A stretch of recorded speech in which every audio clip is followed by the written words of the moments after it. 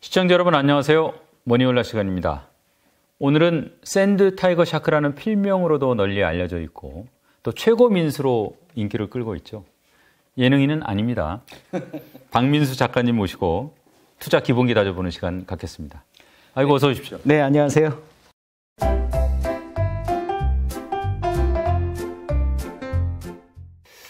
이렇게 뵈니까 뭐 인상이 이렇게 좋으신데. 예, 제가 뭐 살 빠진 감스트란 얘기도 많이 샌드 타이거 샤크 이게 듣고 사전에서 찾아보니까 네네. 어쨌든 상어예요. 모래뱀 상어.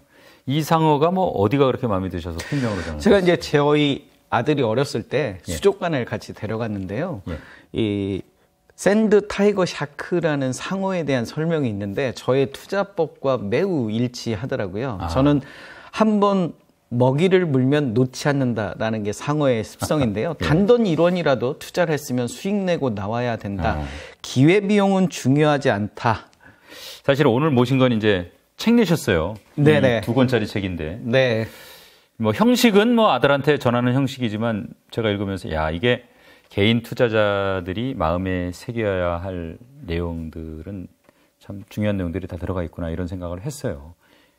책 쓰신 이유?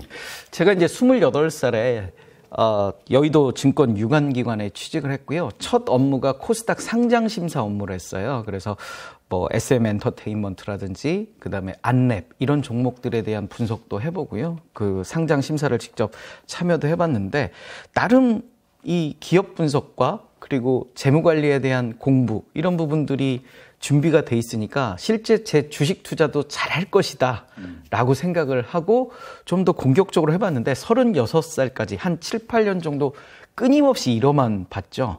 그래서 개인연금을 해약하고 투자한 것까지 다 날리고 뭐 퇴직금을 중간정산해서 한 것도 날리고 그런데 그 손실을 봤던 이유가 뭘까 생각을 해보니까 제 나름의 원칙이 없더라고요. 그러니까 바쁘다는 핑계로 제가 그 당시에 새벽 4시에 매일 출근을 했었거든요.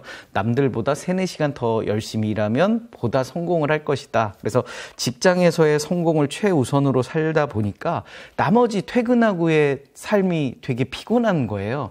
뭐 종목 분석을 할 생각도 없고 내가 왜 이 종목을 투자해야 되는지 절실함이 없었던 그런 시절이었는데 36살 때 추석 명절에 저희 어머니가 저한테 물어보시더라고요. 너는 무엇을 잘하느냐?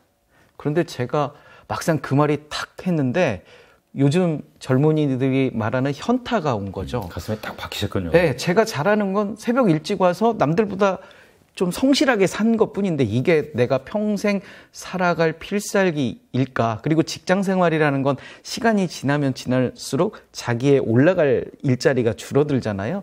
이런 것들 내가 과연 이 직장에서 평생 잘 나갈 수 있을까? 나만의 필살기가 필요하다. 근데 주변에서 저한테 물어보는 게 주식 종목을 그렇게 물어보더라고요. 네가 관련 업무를 하시니까. 주식시장에도 있었고 근데 저는 7, 8년간 읽기만 해봤고 그래서 깨달은 바는 나만의 원칙과 내 생각을 가지고 싶은데 주변에 나를 가르쳐줄 사람은 아무도 없고 그래서 무작정 서점에 갔어요. 그래서 일주일에 한 권씩 한번 읽어보자. 그러면 1년에 50권 정도 읽고 거기에서 두세 가지 정도의 그 사람들의 필살기가 있을 것이다. 그걸 노트에 적어놓고 나만의 원칙들을 만들어보자.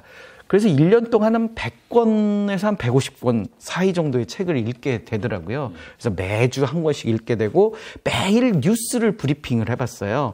한 1년 정도 되다 보니까 이렇게 하면 되는 거구나 라는 방법론이 한 2, 300개 정도 생기고 또 뉴스가 일정한 패턴으로 움직인다. 그래서 그때부터 이제 투자를 시작해서 지금 한 15년 정도 됐는데요. 이제는 한 50이 넘어가면서 나만의 좀 원칙이 세워졌다. 그게 뭐냐? 첫 번째로는 돈 잘 버는 회사에 투자를 하고 두 번째로는 그 돈 잘 버는 회사가 잘 베푸는 배당을 많이 주는 회사가 실패하지 않는 방법이구나. 그래서 이러한 방법들을 좀 압축해서 내 아들만은 이 직장에 처음 시작해서 처음 주식 투자를 할 때부터 실패하지 않았으면 좋겠다, 시행착오를 겪지 않았으면 좋겠다라는 그런 의미를 담고 책을 쓰게 된 거죠. 좀 겹칠 수도 있겠습니다만, 자, 이 두 가지로 좀 스포일을 한번 책 내용을 해보면, 자, 이 책 두 권을 읽고 나서 이 한 문장만 기억하면 된다. 뭡니까? 좋은 기업을 사라. 짧게 말씀드릴 수 있고요. 좋은 기업을 사서 끝까지 물고 늘어져라. 지금 이제 좀 전에 말씀하셨지만, 자, 36살까지는 잃기만 하는 투자를 했다고 말씀하셨는데, 작가님만 아니라 사실 상당수 투자자들이 잃는 투자를 합니다. 제 주변에 보면 30년 넘게 잃기만 한 분도 계시거든요. 왜 그렇게 잃는 투자를 한다고 보세요? 첫 번째는 기업 가치를 별로 안 보는 것 같아요. 그러니까 저는 주식 투자를 하는 데 있어서 숫자가 굉장히 중요하거든요. 그래서 숫자에 기반해서 좀 분석을 하고 그 다음 스텝을 가야 되는데, 우리는 정성적인 투자 판단을 되게 많이 해요. 예를 들면 유튜브에서 어떤 전문가가 나오셔서 이 기업은 앞으로 이래서 좋아질 겁니다 라고 하는데, 상당수의 부분은 어떤 숫자적인 의미가 아니고 그냥 말씀, 좋은 어떤 의미의 이야기들을 많이 이렇게 하시는 경우도 많거든요. 또 뉴스 같은 경우도 대부분 그 기업 관계자의 말에 따라서, 또는 증권사의 어떤 애널리스트의 말에서 이렇게 될 것입니다라는 좋은 호재성 이야기들을 많이 하는데, 실질적으로 저는 수치화된 어떤 객관적인 데이터를 먼저 보고 그 다음에 정성적인 부분으로 넘어가야 되는 게 아닌가. 그래서 수치의 가장 중요한 것은 실적이다. 그래서 우리가 실적 체크를 한번 해봤느냐.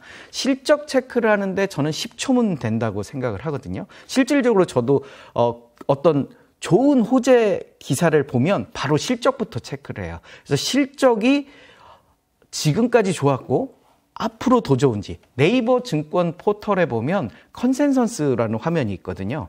그거를 클릭하면 10초면 한 6, 7년간의 실적이 나오거든요. 그래서 저는 실적 예측치가 없는 기업들은 안타깝지만 투자를 안 해요. 어떤 기업은 실적이 대동소이하다고 그러고, 어떤 기업은 실적이 폭발적으로 는다라고 하면, 저는 세 번째 그 실적이 폭발적으로 느는 트렌드를 좀 믿고, 만약에 실적 예측치가 좀 믿지 못하겠다면 보수적으로 한 80%만 보더라도 일단 트렌드가 가는 기업 중심으로 증권시장에 한 2천여 개가 넘는 종목에서 한 50개 정도만 압축하고, 그중에서 내가 투자할 종목 두세 종목만 고른다면 과연 우리가 잃을 수가 있겠느냐. 만약에 내가 고점에서 투자를 하더라도 실적 개선치가 올라가고 내가 또 손실마다 추가 매수 전략으로 접근을 하면 좀 리스크 적은 투자를 할 수 있지 않을까. 이순신 장군 말씀을 잠깐 드리면, 이순신 장군이 임진왜란에서 23번의 승리를 거뒀다고 그래요. 그런데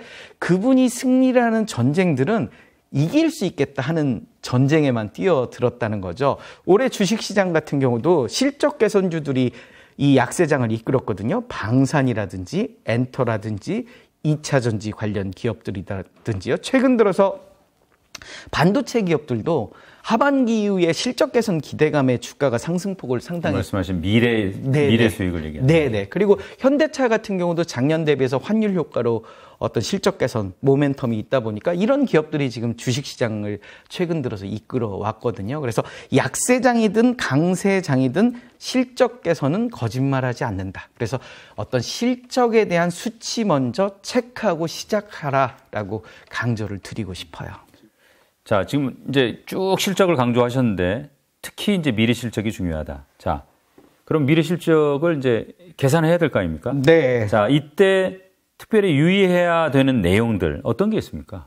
우리가 실적을 좀 체크를 해보자. 그래서 지난 3년, 그리고 올해, 앞으로 향후 2, 3년. 그러면 적어도 6, 7년간의 실적의 트렌드를 보거든요. 그래서 가장 베스트 종목은 3년 전부터 그리고 앞으로 2, 3년 후까지 계속 당기 순이익이 끊임없이 늘어나는 종목이에요.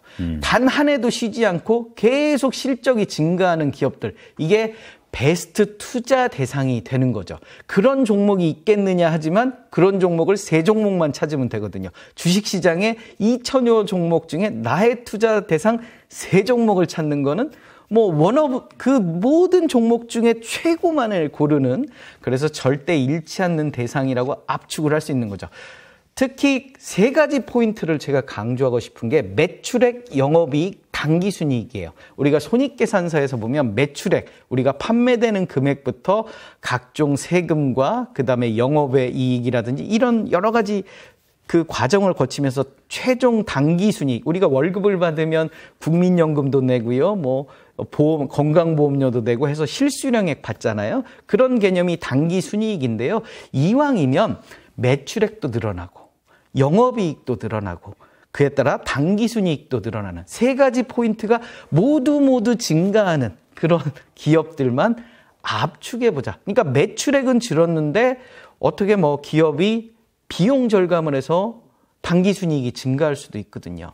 그런 기업들보다는 일단 시장의 파이가 커지면서 그 많이 팔면서 영업이익도 많이 늘어나고 당기순이익도 많이 늘어나는 기업들. 그래서 우리가 그런 트렌드도 보고 2, 3년 후에 당기순이익을 찾았다면 계속 강조를 드리지만 PER을 계산할 수 있더라. 그래서 지금 현재의 PER은 100배가 넘지만 3년 후에 실적으로는 PER이 20배도 안 될 수도 있지 않겠느냐. 그런 기업들을 좀 찾아보자라는 의미에서 첫 번째 단계로 실적 체크를 강조를 드리고요.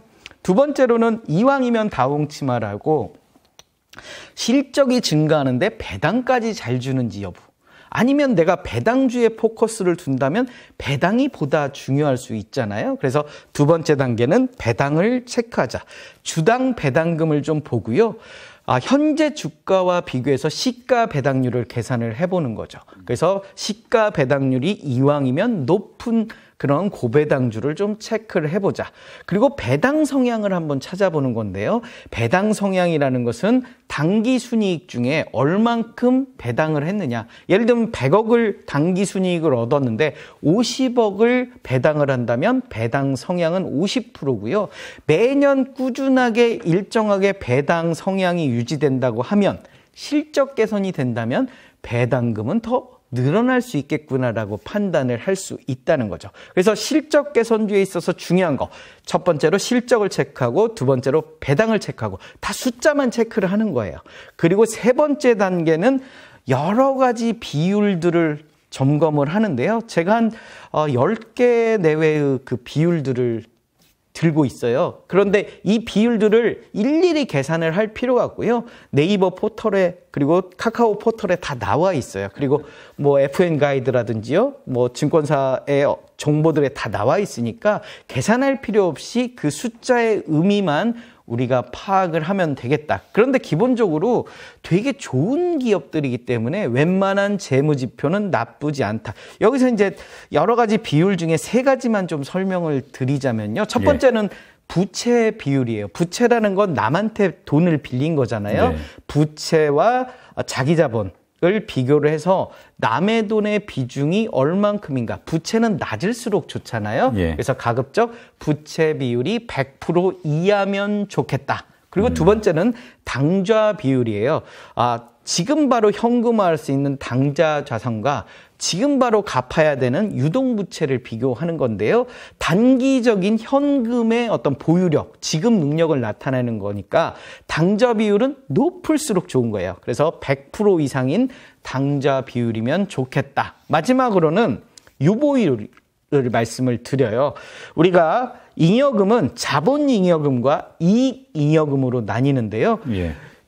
유상증자를 하게 될 경우 액면가보다 높은 금액으로 유상증자를 하게 되면 그 액면가보다 높은 금액만큼이 자본잉여금으로 쌓이고요. 그게 무상증자의 재원으로 쓰여요. 반면에 이익잉여금은 매년 당기순이익이 쌓이고 손익계산서 상의 당기순이익을 재무상태표의 자본 항목인 이익잉여금으로 넘겨주거든요. 그래서 이익잉여금은 배당이나 자기주식 매입의 재원으로 쓰이거든요. 그래서 우리가 유보율을 체크하는 이유는 무상증자 또는 배당이나 자기주식 매입의 여력이 있는지. 그래서 유보율이 높으면 높을수록 좋겠죠. 그래서 이러한 여러 가지 비율들을 한번 체크를 하는데 기본적으로 이런 비율들은 실적 개선주들은 대부분 좋아서 그냥 이렇구나 정도만 체크를 하는 거고요. 적자 기업들은 굉장히 이 비율들이 안 좋아요. 그래서 좀 적자 기업 같은 경우는 제가 이제 탈락시킨다고 하는데요. 아마 실적을 통과했더라도 이 주요 비율 점검에서 안 좋기 때문에 탈락이 되는 거죠. 그래서 3단계까지는 어떤 숫자적인 의미를 우리가 리뷰를 해보는 거고요. 이렇게 숫자적인 리뷰가 끝났으면 4단계에서는 이제 정성적인 부분이 들어가요. 정성적인 부분인데 기업의 어떤 내부 정보라든지 그 다음에 중요한 특징들을 어떻게 찾느냐. 공시와 뉴스에 다 들어있거든요. 근데 우리는 포인트가 뭐냐? 악재를 찾는 데 있어요. 왜냐? 기본적으로 내가 분석한 종목들은 호재가 만발한 기업들이거든요. 그래서 호재보다는 혹여모를 악재로 인해서 내가 손실을 볼 수 있는 건 아니냐라고 해서 악재가 있으면 탈락인 거예요. 그래서 웬만한 악재가 한 3년에서 5년 정도 뉴스라든지 공시를 통해서 리뷰를 해보고요. 저는 이제 최대 악재는 실적이 꺾이거나 아니면 유상증자를 자주 하는 기업들, 주가 희석 효과를 가져오는 그런 이슈들, 주식 관련 사채를 발행한 경험이 있는지 이런 부분들을 주로 체크를 해서 악재가 없다면 이제 마지막 단계예요. 투자 전략을 세우는 거죠. 내가 매수를 하는데 추가 매수를 언제 어떻게 할 건지 라는 전략을 미리 세워둬야만 내가 주가가 내려갔을 때 공격적으로 이렇게 안전하게 또 추가 매수를 하고 매수 단가를 낮출 수가 있거든요. 마지막으로 이제 테마주 같은 경우는 학습 효과가 필요해요. 그러니까 과거의 어떤 트렌드가 어떻게 됐는지에 따라서 이왕이면 어떤 테마적인 이슈가 더해지면 관심이 모이고 거래량이 이렇게 쏠리면서 주가 상승폭이 커질 수도 있거든요. 그렇기 때문에 실적 개선, 배당과 함께 어떤 테마적인 학습 효과 이런 부분들도 마지막 단계에서 한번 체크해 볼 필요가 있겠다라고 말씀을 드려요. 자, 잃지 않는 투자를 하려면 그러면 이제 뭐 실적을 이제 꼼꼼하게 따져 보는 거 외에도 또 뭐 기본적인 어떤 자세 같은 게 있을 거 아닙니까? 일단 뭐 실적 개선을 체크를 했다면 또 고배당 여부를 체크를 했다면 이제 투자를 하게 되는데요. 우리가 이제 한 기업에 몰빵하는 경우들도 있어요. 뭐 계란을 한 바구니에 담지 마라 이런 우리 격언도 있듯이 한 종목에 한 번에 그러니까 한 종목에 한 번에 너무 이렇게 과한 욕심을 내는 건 리스크가 좀 클 것 같고요. 한번 우리가 돌다리도 두들겨 본다고요. 일정 금액을 투자하고 내가 실수할 수 있기 때문에 그리고 시장을 예측할 수 없기 때문에 지금 우리가 직면해 있는 두 가지 이슈가 미국의 디폴트, 지금 우리 상황에서 미국의 디폴트라든지요. 그다음에 미국의 상업용 부동산의 부실 이런 잠재적인 리스크들이 상존해 있잖아요. 그래서 혹여모를 주식시장의 급락 이런 경우에 대비하기 위해서 좀 스텝 바이 스텝으로 저 같은 경우는 종목을 한 3종목 정도 분산해서 투자를 하려고 하거든요. 많게는 한 5종목 이내. 종목이 너무 많아도 이 생각이 집중이 안 되고요. 또 한두 종목이면 좀 리스크를 좀 너무 과하게 하는 것 같아서 한 3종목에서 5종목들을 2번에서 3번 정도 나눠 투자한다. 그래서 저는 플러스인 경우보다는 손실인 경우가 너무 즐거워요. 왜냐하면 보다 싸게 살 수 있기 때문에. 그래서 이게 발상의 전환인데요. 손절매를 저는 하질 않아요. 손절매를 하질 않으면 마음이 되게 가볍거든요. 편안하거든요. 우리가 조바심을 내는 이유가 마이너스 5%인데 마이너스 10% 손실을 볼까 봐 이제 팔아야 되나? 이런 걱정들을 많이 하거든요. 근데 저는 좋은 기업을 골라서 좀 분산 투자하고 그다음에 2-3번 나눠서 특히 손실을 볼 때만 투자를 하는 그런 투자 전략을 하고요. 앞서도 언급했듯이 적자 기업을 안 사다 보니까 장기 투자를 할 수가 있어요. 제 주변에서도 차트 투자하신 분들은 정신과 치료들을 많이 받으세요. 이게 계속 이 차트의 움직임들을 하루 종일 보다 보니까 신경적으로 많이 좀 날카로워지고 또 신경쇠약이 있기도 하고요. 그리고 본업이 잘 안 되거든요. 제가 쓴 책의 내용 중에 하나가 우리 시세판을 하루에 10번만 봐라. 화장실 갈 때만 봐라 이런 우스갯소리도 하는데요. 시세판을 너무 자주 보니까 왜 자주 보냐면 불안하기 때문에 그러거든요. 그래서 가치 투자, 실적에 기반해서 저는 이제 매도 시점을 한 보통 1년 이상으로 봐요. 왜냐하면 실적이라는 건 실적 개선이라는 것은 단기간에 이렇게 보는 게 아니라 한 2, 3년 후에 실적 추이를 보기 때문에 적어도 1년 아니면 길게 보면 2, 3년 후를 내다보면서 투자를 하기 때문에 뭐 하루 이틀에 그거에 너무 일희일비하지 않게 되고요. 그래서 우리가 이 매매 습관을 차트에 의존해서 막 단기 투자하고 손절매하고 이런 거보다는 2, 3년 후를 내다보면서 좀 소위 만만디라는 표현도 있잖아요. 편안하게 좀 하면서. 그래서 이제 그러면 계속 그 종목만 2, 3년 가지고 있어야 되느냐. 그건 또 아닐 수도 있거든요. 그래서 저는 이제 주식판 복면가왕이라고 이야기를 하는데요. 분석은 계속 하잖아요. 매일매일.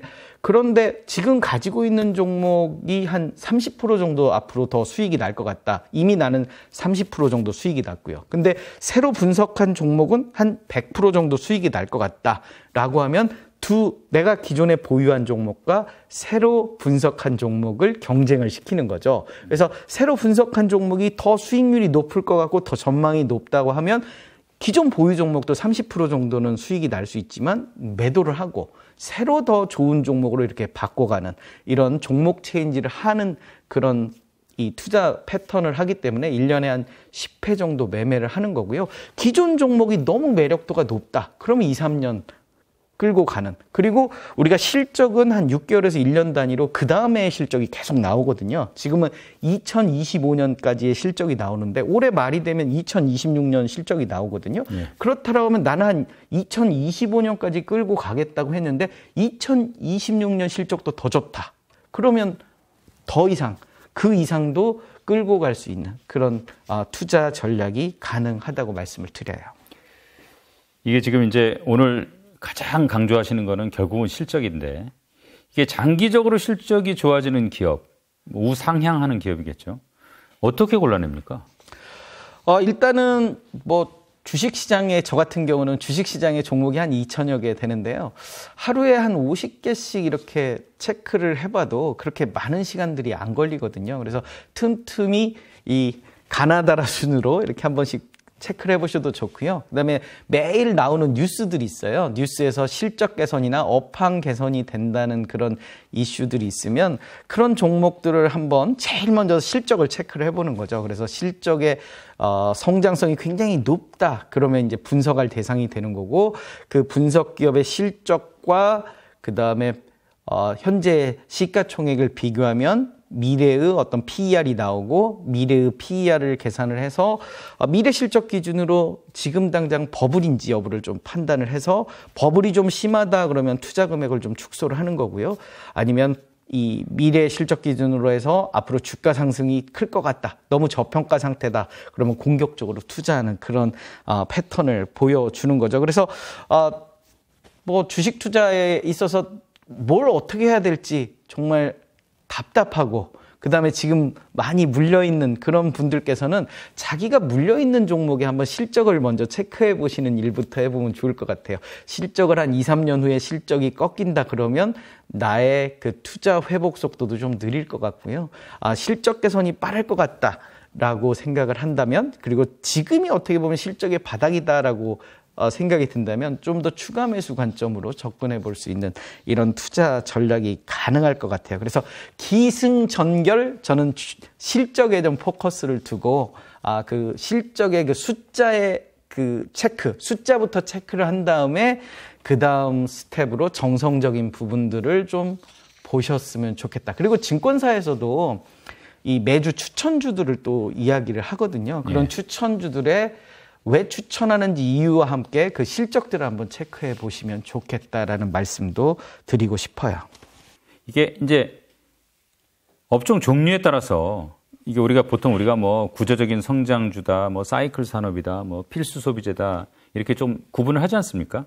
이런 성격이 다른 기업의 실적을 따질 때는 뭐 좀 다르게 고려해야 되는 게 있습니까? 일단 반도체 같은 경우는 사이클 산업이고요. 기존의 우리 시장을 주도했던 중우장대 기업들은 경기에 되게 민감한 것 같아요.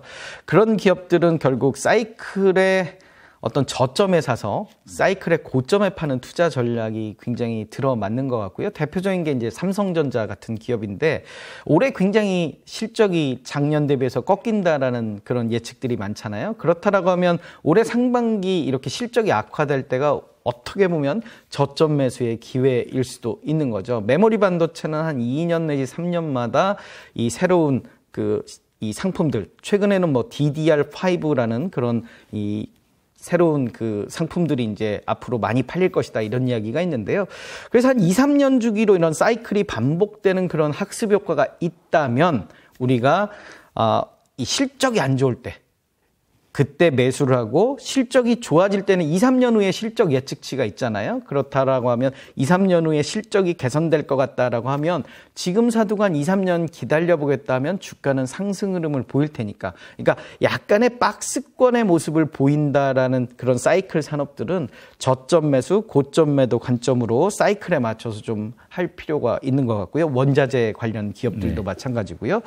그다음에 이제 필수 소비재 같은 경우는 사실 우리나라는 필수 소비재가 각양각색인 것 같아요. 그러니까 필수 소비재가 보통은 약세장에서 굉장히 강한데 유통주들 같은 경우는 요즘 뭐 이마트라든지요 실적이 그만큼 나오지 않는 경우들도 맞아요. 있거든요. 그러다 보니까 KTNG 같이 이렇게 실적이 꾸준한 그런 업종들도 있지만 조금 미국의 어떤 기업들과는 좀 다른 패턴들을 보여주는 그런 개별 기업마다의 좀 특징들이 있는 것 같아요. 편의점주 같은 경우도 어떤 기업들은 굉장히 실적이 좋은데 반해서 예를 들면 뭐 BGF 리테일하고 뭐 GS 리테일을 보면 BGF 리테일 같은 경우는 실적이 조금 더 이렇게 좋은 그런 모습들을 보여주거든요. 그래서 필수 소비재 같은 경우는 보통은 이 약세장에서 부자들의 소비가 조금 줄거든요. 물론 명품 소비는 유지가 되지만 나머지 이 소비들이 좀 줄면서 그럼에도 불구하고 필수적으로 우리가 먹고 사는 식료품이라든지 의약품 이런 부분들에 대한 관심도는 높아지거든요. 그래서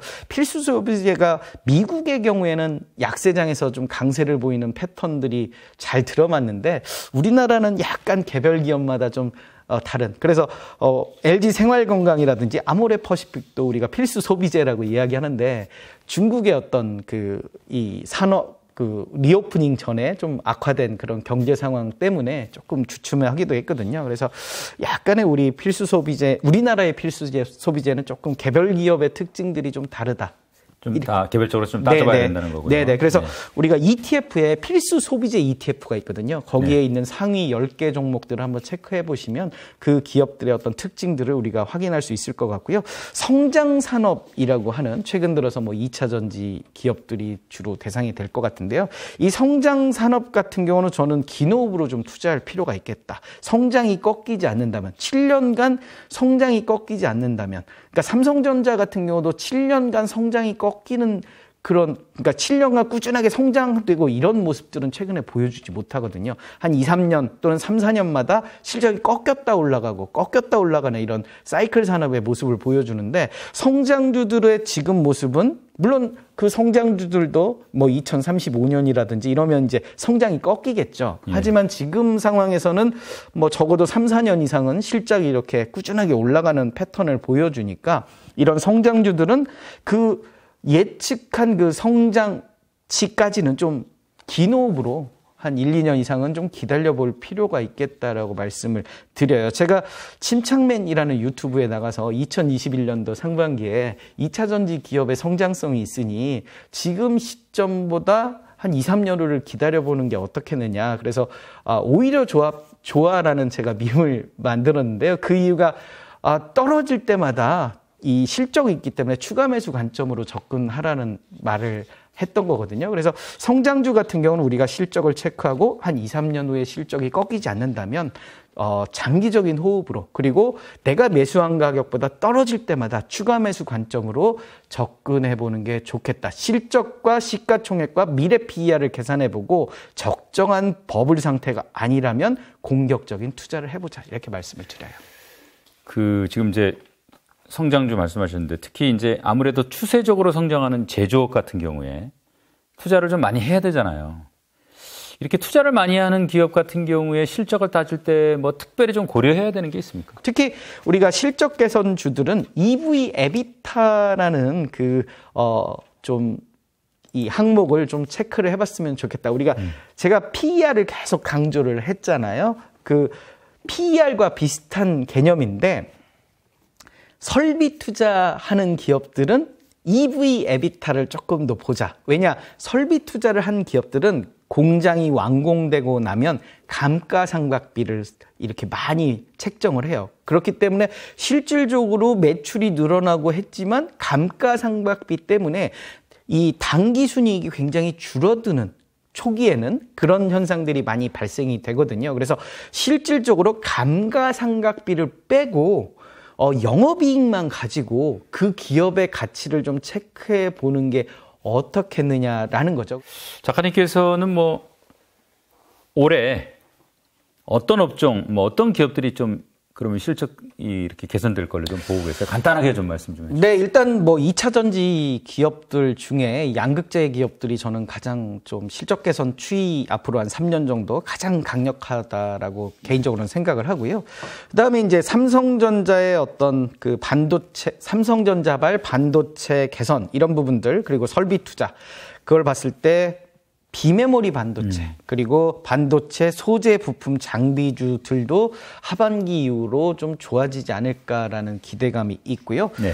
전통적인 그런 업종들 중에서도 방산주들, 그러니까 계속 수주가 이렇게 발생이 되고 있고 우크라이나 전쟁 어떤 호재도 세계 정세도 좀 유리하고 그렇죠. 예. 그래서 방산주의 실적도 앞으로 한 2, 3년 정도는 꾸준하게 좋아질 거다. 엔터주들도 지금 실적이 굉장히 좋아지고 있거든요. 예. IP의 어떤 지적재산권의 그런 부분이랑 그리고 연예인들의 출연료 부분들이 굉장히 올라가고 있고 새로운 보이나 걸그룹들이 앞으로 더 나올 것 같고요. 그래서 엔터주들이 최근에 많이 급등을 했어요. 또 인플레이션에서도 좀 자유로운 그런 부분들도 있고요. 다만 이제 단기적으로 좀 올라오다 보니까 약간의 조정을 보일 가능성이 있는데 일단 실적 측면에서는 2차 전지, 비메모리 반도체, 방산주, 엔터 이런 기업들을 좀 체크해 볼 수가 있고요.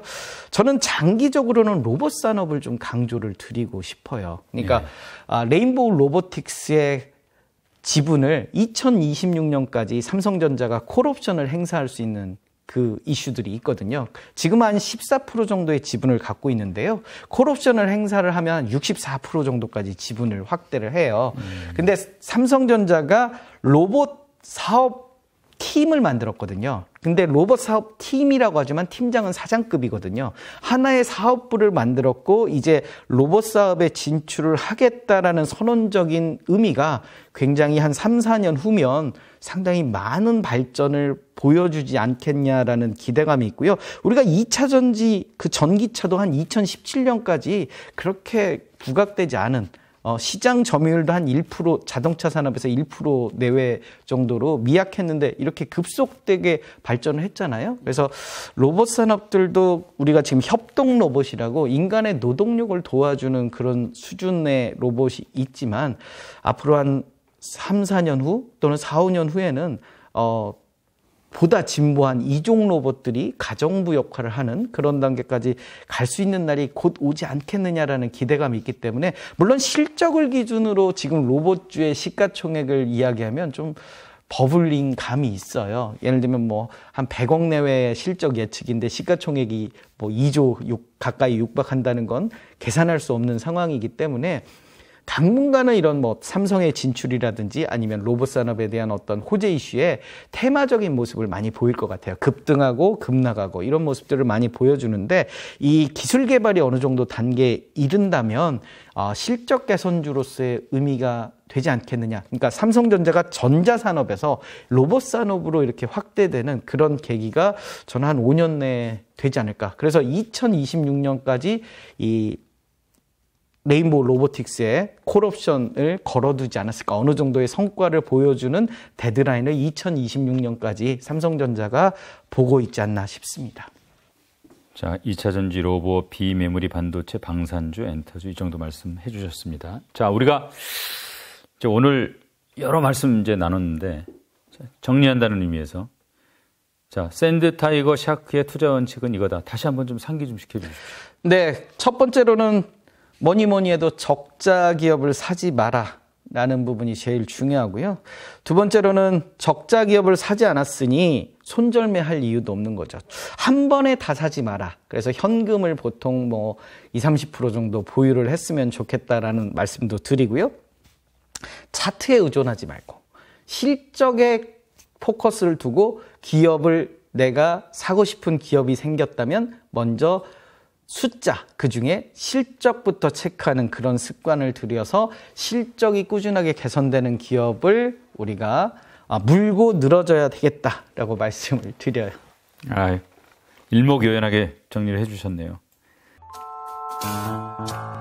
그 2차 전지 산업에 대해서 우리가 좀 세세하게 그 기업의 어떤 특징이라든지 그 업종의 어떤 내용이라든지 이런 걸 파악하는 것도 좋은데요. 저는 개인 투자자라면 심플하게 그냥 실적만 보고 그 주요 업종들의 어떤 실적 개선이 뚜렷한 그런 섹터들을 좀 보셨으면 좋겠다. 그래서 음극재, 양극재, 분리막, 전액 이런 부분들 중에 저는